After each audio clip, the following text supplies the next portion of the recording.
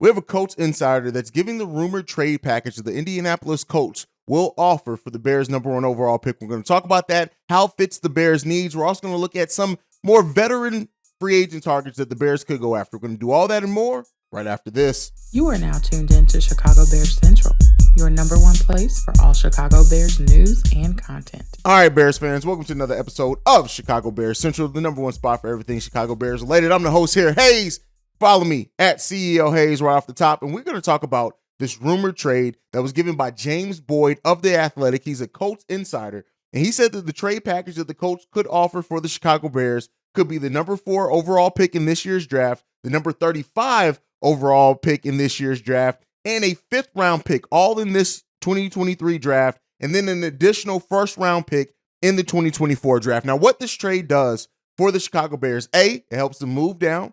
They still stay in that top 4 to go after what is rumored to be their target, either Jalen Carter or Will Anderson Jr. Still, one of them will be on the board at that point. It gives them another high second or low second round pick that they actually gave up in the Chase Claypool deal. So they basically recoup that, and an additional 5th round pick in this year's draft. And it gives them an additional 1st round pick in next year's draft. And what I've been talking about for a while here is how the Bears could set up themselves for the future as well by moving the first overall pick this year. And so what that 1st round pick could be next year, depending on where the Colts sit. If the Colts don't turn their season around, that's still going to be a pretty high pick.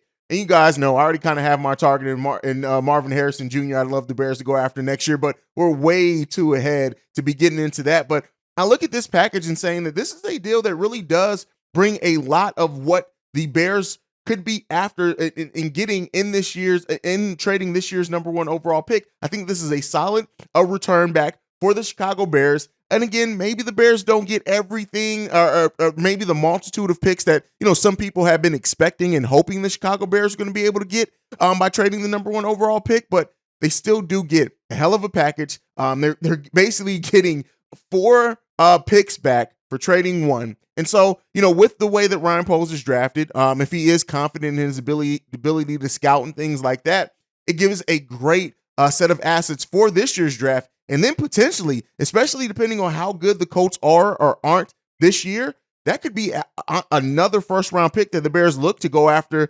their number 1 wide receiver or whatever, depending on how this year shakes out. Or that could be another trade down opportunity for the Chicago Bears, even in next year's draft. I like the combination of current assets and that future asset of a 1st round pick in 2024. Extremely solid package there that the Bears would get back. Let me know what you guys think down below. Do you think this is enough? Is this kind of what you were expecting the Bears to get back in a trade like that? And do you think the Bears could get more? Now, I've seen again, I struggle for the user's name, but somebody say that the Bears should trade with the Houston Texans. I don't know if the Texans are going to offer a package like that, considering that they could just wait to draft whoever falls down to them. But I do think that this is a solid package for the Chicago Bears, and I think this is one that if this is what the Colts do end up offering, I'm not going to be mad at this being the deal at all. Now, let's get in. We had Luis Riddick, who we actually completely blasted last season in some of the remarks he had towards the Chicago Bears, but actually having some defense for Justin Fields in this recent comment in regards to Justin Fields and the trade conversation around him. He said this: is there something up about Justin Fields that I don't know? Is there something about Justin Fields that the people who have kind of taken this whole thing and turbocharged it that they know I don't know about Justin Fields? That people are saying, you know what, we need to move on from him because he's never going to realize his potential, and Bryce Young is the answer? Because remember, at one point in time during the regular season, it was Luke Getsy is the problem. You're running him too much. You're not letting him throw it and develop his throwing acumen. It was get this offensive coordinator the hell out of here. Before that, it was get Matt Nagy the hell out of here. These guys don't know what to do. Now let's get Justin Fields out of here. Let's just get a new quarterback. And this really highlights and brings home all the silliness around. I've said it. Just like it makes sense for the Bears to quote unquote listen to Justin Fields trades just because it ups that value and put a potential trade talks. But for people who are seriously thinking that the Bears should trade Justin Fields for a chance to and just draft Bryce Young, I don't really get it. My personal mindset on it. I understand that people are saying, well, Justin Fields isn't going to be the thrower and all that. listen, he hasn't had the real opportunity to. Any quarterback that has been sacked as many times as Justin Fields is going to have a rough go of it, especially a quarterback as young who is still trying to build their repertoire with their wide receiver core. And keep in mind the injuries on the wide receiver core. There's so much going on there. Yes, we were a super run heavy team last season and kind of go with what was working for us. We need to be a better pass protection team, absolutely. But the trade talks around it. I said it a couple of episodes ago. Until the actual draft happens, right? And we still have to go through free agency before that. You're going to hear a lot of scenarios about the Bears and Justin Fields and the conversation around there. And Ryan Poles should not, as of right now, come out and say, "Hey, no, there's no way that we're trading Justin Fields." You have to play the game, right? This is chess, not checkers. And Ryan Poles is playing that well, but I don't believe for a second that there's any chance that the Bears are going to trade Justin Fields. I just don't believe that at all, especially not for a quarterback. Now, this would be different if it was next year's draft where the quarterback prospects are pretend to be or were projected to be even better. But like at that point in time, we'll have an evaluation of Justin Fields as a passer, hopefully. But a player that, broke rushing records. Yes, I know you want your quarterback to be a passer more than a rusher, or you want the combination of two. But let's keep in mind the numbers that when he actually does have time look pretty damn good. And let's see how Justin Fields continues to grow and evolve over that time.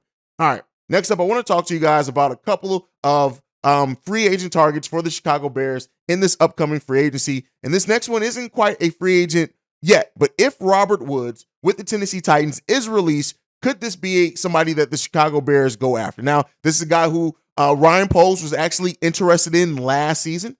So it stands to believe that he could very well be somebody that Poles goes back to now and says, hey, considering the injury things around him, he could get him on another one of Ryan Poles' famous prove it deals. He's 30 years old, so he's not going to take that many asses. And keep in mind, I've said this to you guys before. I really think that we're not going to see a major acquisition for a huge wide receiver this upcoming offseason. I just don't think. I think we're going to be focused on giving on the offensive line, the defensive line. I do think that they are going to make a wide receiver acquisition, but I think they really want to evaluate Mooney, Chase Claypool, whoever else they add to that wide receiver core, and then before they take a huge swing at long-term money on a wide receiver. That's my personal opinion. I could be wrong for that. But this is a guy who before he did have over 1,000 yards seasons with the Rams in back-to-back years. He then suffered an ACL injury, and then he was traded to the Titans. He's a year removed now from that ACL injury, so he could be looking for a bounce back, and again, could be another prove-it deal candidate for the Chicago Bears and Ryan Poles. And we know that we're going to add something to that wide receiver. Like I said, because this could be a high reward, low risk, or high risk, high reward, depending on how things go. But because I don't foresee Woods getting like a huge contract offer, it could. But if it is, he's willing to take a reasonable contract, I do think that this could be a acquisition for the Chicago Bears that pays off real big for us in the long run. So, we'll see what happens. I'm not necessarily saying that this is going to be a surefire target for the Chicago Bears, but it is one that the Bears could take a look at for the right price at that wide receiver position, a position that we do want to add some more depth to as well. Now, another position that we haven't talked about very much in this offseason, I know I haven't talked about here, and don't hear talked about that, cornerback. And so the Bears, I do think, need something at cornerback. And a player that they could go after depends on the money. Jamel Dean, who played with the Buccaneers last season, this would be a deal that could be a fairly big payday. But again, he was the surefire number one cornerback there. We have some questions on, hey, listen, how good is Kyler Gordon going to be? He was better, playing that slot. So like having him, and if we are able to add Jamel Dean as we're also fixing that front seven as well, could be another player that they go after. Yes, we have Jalen Johnson here. We have Kyler Gordon here. And that third cornerback could be Jamel Dean. So he is somebody who can be in the slot. He can play opposite Johnson or Kyler Gordon. This is a guy who was the top corner for the Buccaneers. So again, another acquisition that Ryan Poles could go after that could pay big dividends off for us. But it really depends on what that payday is that he's going to want.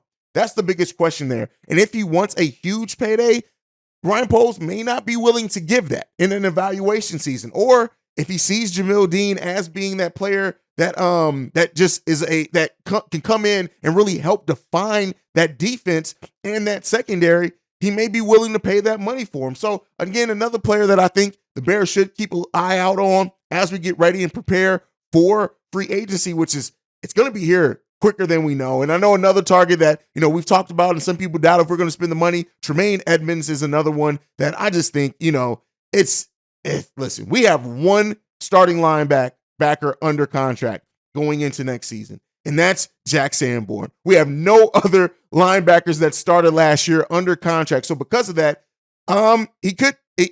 Tremaine Edmonds could be another one that we can go after. Solid in the run, solid in the pass. Again, that would be a super big deal, though. That is going to be major money coming in. I don't know if Ryan Poles is going to be willing to pay that level of money, considering everything else he has to try to attack on this defensive side.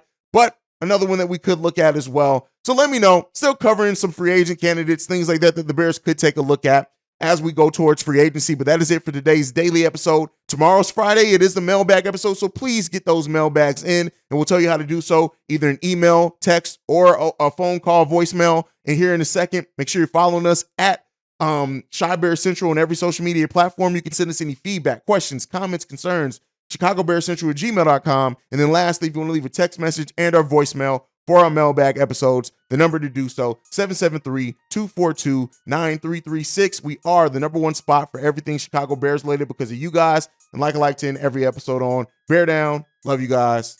Peace, y'all.